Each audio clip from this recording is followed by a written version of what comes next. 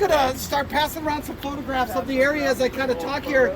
You can kind of take a look and then pass them to your neighbor and such. But Falls Park, obviously the namesake here to the community. The first thing we're going to talk about is the Queen Bee Mill, which you can see the ruins of. That'll be your first picture that you see here. The Queen Bee Mill was built between 1878 and 1881. And the idea was that it was going to be able to take care of all of the wheat that was being produced in this area.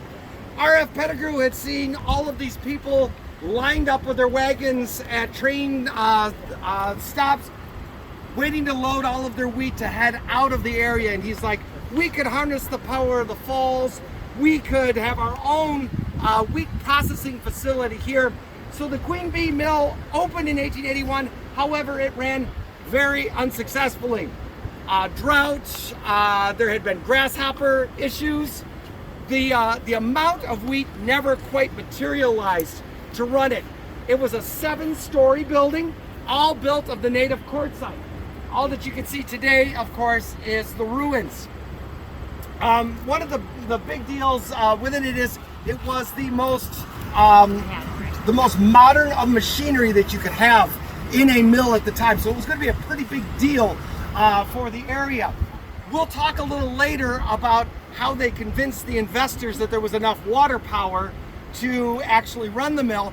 But that was one of their biggest issues, is there was an inconsistent supply of water through the area.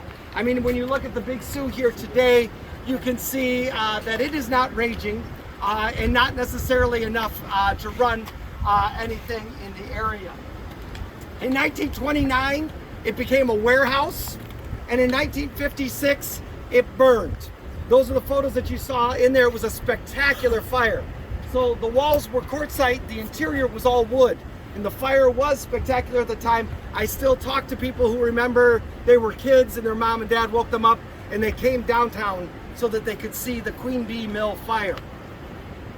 After that, you had these very tall walls with no interior, and they decided finally on the early 60s to tear those walls down for safety reasons. Today, all you have left is then the ruins of it. And when I first came here to Sioux Falls in the early 90s, nothing was roped off, fenced off, or anything. You could simply just go down in there and you could, jump on the walls and such, and we would do that a few times. Now you can see that it is all fenced around the inside. They do open it up occasionally. They do some theater productions inside of the ruins of the mill. The powerhouse is a recreation, if you will. And in the photos, you might have seen the very long tubes. They would, the water was brought off of here. This was the mill dam up here getting the water pressure. They would run that water down these giant steel tubes. And then that would run the turbine in the turbine house. And that would run everything in the mill. All right, so you can still see the supports for the tubes right down here. The other photograph that you saw was what was called the Drake Polishing Works. The Drake Polishing Works was completed in 1884 just north of the Queen Bee Mill at the second or lower falls. So there was another set of falls further down, all right? Through many years, they wanted to increase the water flow through the area. They actually blew the lower falls out of that area there. So if you want to show that picture again around that Adam's got, so you can see. So the polishing works, they were shipping rock. They were, you had rock, the local quartzite that they were polishing there. One of the big things that they brought up is they brought petrified wood out of the petrified forest in Arizona. They brought it up here, they polished it. It was a super secret polishing works. Like the grits they were using was their own little recipe. They wouldn't let people go into the polishing houses to see how they did it at that time. So it was a real super secret process. A lot of that was then sold off. One of the big buyers at the time was Tiffany's in New York. It was being used for such things as mantle clock faces and such. They even had a piece that was cut and inlaid into a coffee table that was then sold to the King of Belgium for $3,000. That was polished right here in Sioux Falls. If you go to the Pettigrew Home and Museum today, you'll see the petrified wood on the back of gallery space of the house. When the polishing works finally closed, it became illegal to take any more petrified wood out of the petrified forest. Senator Pettigrew bought up the remaining stock of it, and he had large stocks of it that were then used in the construction of his gallery addition on the home. So it was quite a deal at one time. He actually even did a trade with the Smithsonian. They didn't have any yet. He traded them big chunks of petrified wood. They gave him all these pieces of Zuni pottery, which we still have in the collection today. Like any good collector, he got his first shipment and he said, yeah, you didn't send me enough, send me more. And they did. All right, so we have some stuff that was officially at one point written up in the Smithsonian journals for that. So the parking lot that's just north of where the cafe is, that's where the polishing works sat, was down there. The other thing is, what is the cafe now? It was originally the Sioux Falls Light Power Company, and they were trying to use hydroelectric power. They were trying to, again, spin turbines in order to create power down here. One of the big things they had to do is they changed the course of the river. So again, the falls were quarried, they were blown up. Lots of work was done down in that area. Other photos that we have, it's a tremendous amount of change they made to the river channel there, trying to speed up the water to spin the turbines. Never worked very well for them. It went online in 1908. They ended up putting a coal-fired plant here that they were using for electric, but that was all decommissioned in 1974. And then all of that was removed at one point, and then the old turbine house was restored to be the cafe. Lots of industrial concerns. We can't think about it today with how beautiful the park is, but at one point in the 40s, this was a dump.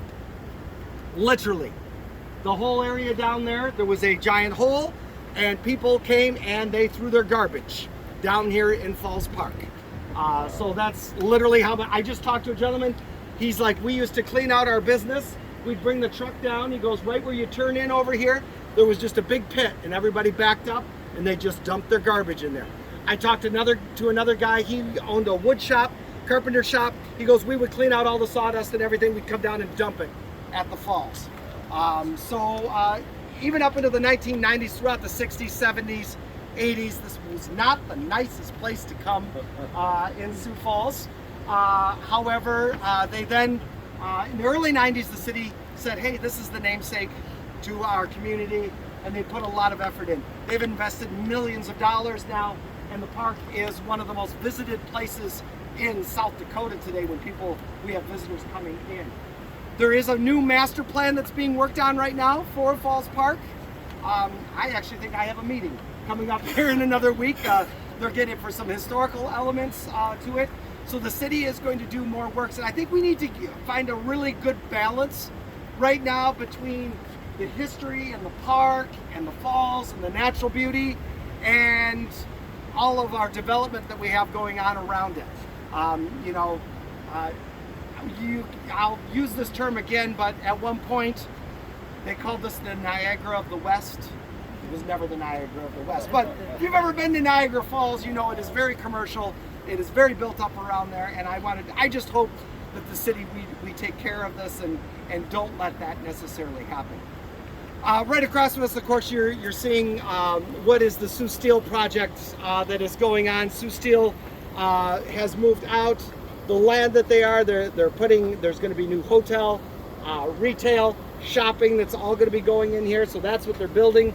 A lot of you probably saw the news this week that one of the cranes did fall over into the river this week. So that was not a good thing for them. One of the things that is interesting is they are starting to build on what was originally Senny Island, which was at the top of the falls. Very big focal spot when people came to the area. They said it was the only place in the area that had trees on it. Being protected from prairie fires for years, it was the place where trees could grow. The channel cut in, kind of where the dirt pile is there in the trees, that's where the channel cut in. It kind of came out and did a pretty quick 90-degree turn and popped back into the river right here. One of the things they said is that it never, that channel never got a lot of water in it. It got very stagnant. By the turn of the century, they began to then fill in the channel around it. What they filled it in with, though, is the thing. So we're not going to disturb that in any of our construction processes here. So, any questions about anything down here in the falls? I don't know if I know about the dinosaur track. Well, I'll have my brother-in-law contact you. All right, I would like to know about those. Yes, like some of the areas, quarry operations really got started down in this area. As you look at all the stone around the area, because they want to start quarrying where the rock is right at the surface. When people first came to the area, this is where the rock was right at the surface. So a lot of early quarrying took place in this area. So there's a lot of evidence of quarrying down in here, but there's also lots of smooth stone and areas even where you can still see where the glaciers moved over the top of the stone and the ripples that you see that. Also some ripples when this was an ancient seabed as well is still in that stone down there. What was the petrified rock used for? It was mostly just all decorative use. It's all decorative. Yep. Pedestals, clocks, things like that. Yeah, absolutely. And siding of a museum. That's true. Just one museum. How old is the penitentiary? The penitentiary's early 1880s is when the penitentiary was put up there. So you always hear the story all of the time of we could have had the university and all this kind of stuff. We never could have had the university. Kevin's a debunker of that. Yes, theory. I'm gonna be the debunker of that. The university was well established that the university was going to be in Vermilion. R.F. Pettigrew's in the state, was in the territorial legislature, but he some sort of territorial, business institution here. Literally, institution. And they needed to build a penitentiary. And I think it's Bonhomme County had kind of said, Bonhomme was like, we could take it, but there weren't hardly any people there. He's like, I got the votes to get the penitentiary. So they got the penitentiary. There was a little bit of debate about its site. It had to be outside of town, but not very far outside of town, on land and such. Well, you could think when they were first establishing everything, this was very much outside of town. But there's a lot of great debate that unfortunately now, if you're a prisoner, you get a better view of the city than anybody else up there, as that is where it had a territorial wing. They had a kind of more of a local wing for that up there as well. There's been additions on it as well. There used to be a giant water tower that was in the penitentiary up there. So yeah, they get a really nice view from the bluff up there.